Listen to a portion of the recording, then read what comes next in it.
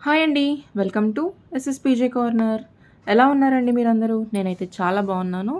మీ అందరూ కూడా చాలా బాగున్నారని అనుకుంటున్నాను. ఇంకా బాగుండాలని కోరుకుంటున్నాను.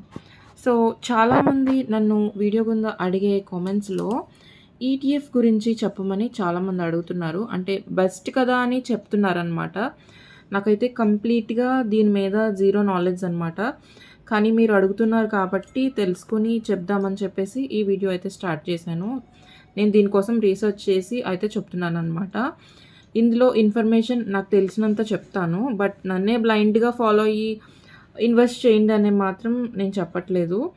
సో, మీరు కూడా ఎంతో కొంత గ్రౌండ్ వర్క్ అయితే చేయాలండి. ఇన్వెస్ట్ చేయాలి అనుకుంటే మాత్రం. అదైతే నేను ఖచ్చితంగా చెప్పగలను. అండ్ నేను కూడా ఒకవేళ చేస్తే గనక ఫ్యూచర్‌లో ఖచ్చితంగా మీకు చెప్తాను. ఓకేనా? సో, అయితే గోల్డ్ అండ్ సిల్వర్‌లో ఇన్వెస్ట్ చేయాలి అనుకుంటున్నారా? అయితే ఈటీఎఫ్ బెస్ట్. ఈటీఎఫ్ అనేది ఎక్స్‌చేంజ్ ట్రేడెడ్ ఫండ్ అనమాట. నాకు తెలిసింది కాదు కాబట్టి నేను రాసుకొని తెచ్చుకున్నాననమాట. సో, మ్యూచువల్ ఫండ్ ఇంకా స్టాక్ కాంబినేషన్‌లో ఉంటుందనమాట ఇది. అంటే మ్యూచువల్ ఫండ్‌లోనే మనకి స్టాక్స్‌కి సంబంధించి ఉంటదనమాట. అంటే ఇదొక స్టాక్ మార్కెట్ అనుకున్నట్టు. అంటే మనకి స్టాక్స్ గురించి ఒక ఐడియా ఉండాలి. స్టాక్స్ అకౌంట్ ఉండాలనమాట మనకి. స్టాక్స్ కొని అమ్మడం ఉంటుంది కదా ప్రాసెస్. అలాగే అనమాట ఇది కూడా. మనం ఈటీఎఫ్‌లో గోల్డ్ మీద ఇన్వెస్ట్ చేసి మళ్ళీ అమ్మచ్చు. మళ్ళీ కొని మళ్ళీ అమ్మచ్చు. అంటే ప్రైజెస్ రైజ్ అయినప్పుడు ఇన్ని యూనిట్స్ అని ఉంటదనమాట. మనకులాగా మనం గోల్డ్ బయట కొంటే గ్రామ్స్ అలా కొంటాం గదా! బట్ కానీ స్టాక్స్‌లో ఏంటంటే యూనిట్స్ అనమాట. మనకి ఒక యూనిట్ కాస్ట్ ఇంత అని ఉంటదనమాట. సో, అలాగా యూనిట్స్ లాగా కొంటారనమాట. యూనిట్స్ పరంగా అనమాట. సో, ఒక యూనిట్ ఇంతనుంటుంది కదా! సో, మన దగ్గర ఉన్న అమౌంట్‌ని బట్టి ఎన్ని యూనిట్స్ వస్తే అన్ని యూనిట్స్ స్టోర్ అవుతాయన్నమాట. మనం తీసుకున్న దాన్ని బట్టి. సో, అప్పుడు మనము ఆ యూనిట్స్‌ని మళ్ళీ అమ్మినప్పుడు మళ్ళీ మనకి కాస్ట్ మనకొచ్చేస్తదనమాట. అప్పుడున్న ప్రైజ్‌ని బట్టి. అయితే ఈటీఎఫ్‌లో ఇన్వెస్ట్ చేయాలంటే ఖచ్చితంగా డీమ్యాట్ త్రూయే వెళ్ళాలి. డీమ్యాట్ అకౌంట్ అయితే ఉండాలనమాట. దీన్ని మనము ఎస్ఐపి మెథడ్‌లో అయినా చేయొచ్చు. లేదంటే ఒకేసారి లంప్ సమ్ అమౌంట్ ఉన్నా కూడా చేసుకోవచ్చు. ఎవ్రీ మంత్ ఒక ఇంత అమౌంట్ పెట్టగలను అనుకుంటే ఎస్ఐపి లాగా చేసుకోవచ్చు. లేదంటే అంత లేదు నా దగ్గర నేను లంప్ సమ్ అమౌంట్ చేసుకుంటానంటే ఇలా చేసుకోవచ్చు. సో, ఏదైనా కూడా మనకి యూనిట్స్ బేసే యాడ్ అవుతూ ఉంటుందనమాట. మనం కొన్నదేది ఫిజికల్ గోల్డ్ కాదండి. జస్ట్ అది డిజిటల్‌గా ఉంటుందనమాట. అంటే ఒక బాండ్ లాగా ఉంటుందనమాట. ఒక పేపర్ అనమాట. అందులోనే మనకి గోల్డ్ ఉన్నట్టు. మనకి గోల్డ్ బయట కొనుక్కుంటే గనక ఖచ్చితంగా మనం అది ఒక గోల్డ్ బిస్కెట్‌లా గానీ, లేదంటే కాయిన్స్‌లో గానీ, లేదంటే బార్స్‌లో గానీ కొనుక్కుంటాం. బట్ ఇందులో అంతా కూడా డిజిటల్ గాబట్టి కంప్లీట్‌గా ఆన్‌లైన్‌లో ఉంటది. అండ్ మనకదొక పేపర్ లాగా ఉంటదనమాట. మనకి స్క్రీన్‌లో కనపడే చూసేదే మనకి గోల్డ్ స్టాక్స్ అనమాట. ఇంతుంటుంది, ఇంత అని స్టాక్స్ అలా ఉంటుందనమాట. దాని రేట్ పెరిగితే పెరుగుతుంది. గోల్డ్ రేట్ బయట ఎంత పెరిగితే అందులో కూడా ఆన్‌లైన్‌లో కూడా అంత పెరుగుతుంది. బయట కూడా గోల్డ్ తగ్గితే అందులో కాస్ట్ కూడా తగ్గుతుందనమాట.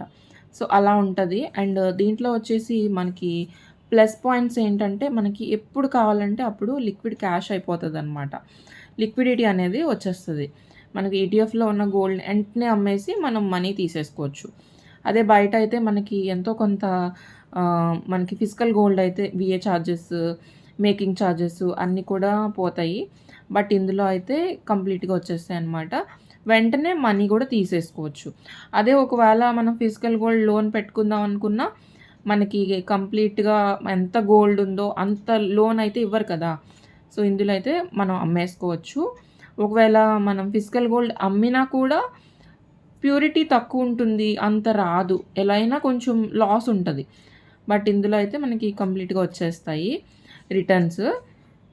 సో, అదనమాట రిటర్న్స్‌కి సంబంధించింది. అండ్ స్టోరేజ్ వచ్చేసి మనకి ఫిజికల్ గోల్డ్ లాగా మనము లాకర్‌లో గానీ, లేదంటే బ్యాంక్‌లో గానీ, లేదంటే ఇంట్లో గానీ స్టోరేజ్ అనేది ఇబ్బందవ్వదనమాట.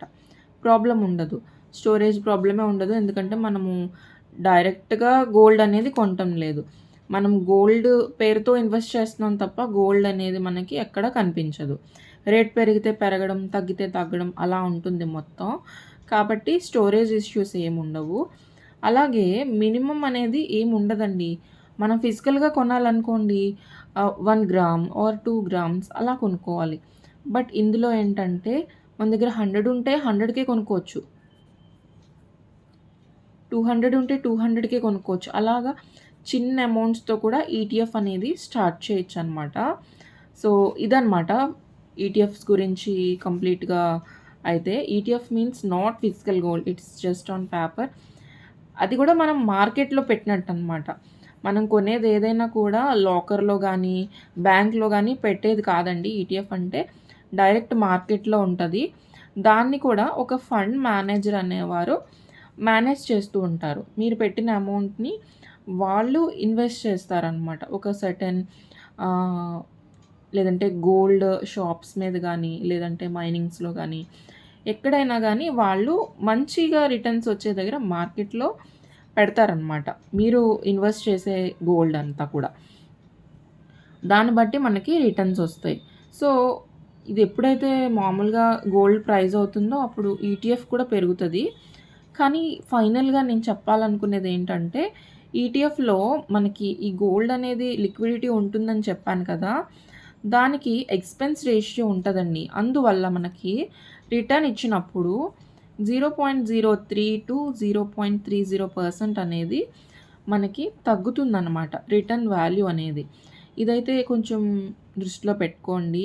నాకు తెలిసినంత వరకు నేను కొంచెం అనాలిసిస్ చేసి నేను తెలుసుకొని దీనికోసం మీకు చెప్పాను. ఫైనల్‌గా ఈటీఎఫ్ అనేది చాలా బెస్ట్ ఆప్షన్ అండి. మాకు స్టాక్ మీద ఇన్వెస్ట్‌మెంట్‌ల మీద ఐడియా ఉంది. ఇలా డీమ్యాట్ అకౌంట్ అంతా కూడా మాకు తెలుసు అనుకునే వాళ్ళకి చాలా సింపుల్ అండి.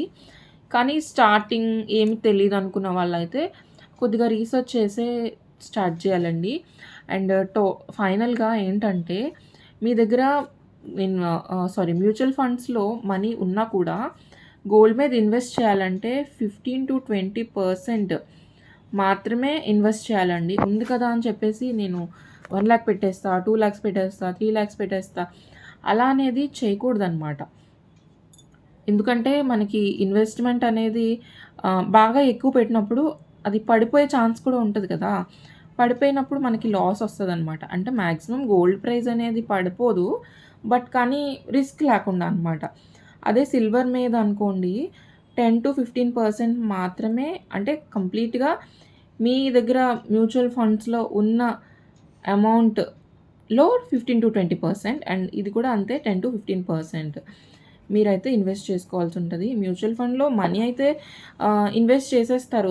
దానికి చాలామందికి అది కష్టం అనిపించదు. బట్ కానీ గోల్డ్ అండ్ సిల్వర్ మీద ఇన్వెస్ట్ చేయాలంటే మాత్రం ఇంతే మాత్రమే చేయండి. దానికి కూడా ఈ ఎందులో పెడితే మనకి మంచి రిటర్న్స్ వస్తాయనేది కొన్ని ఉంటాయి.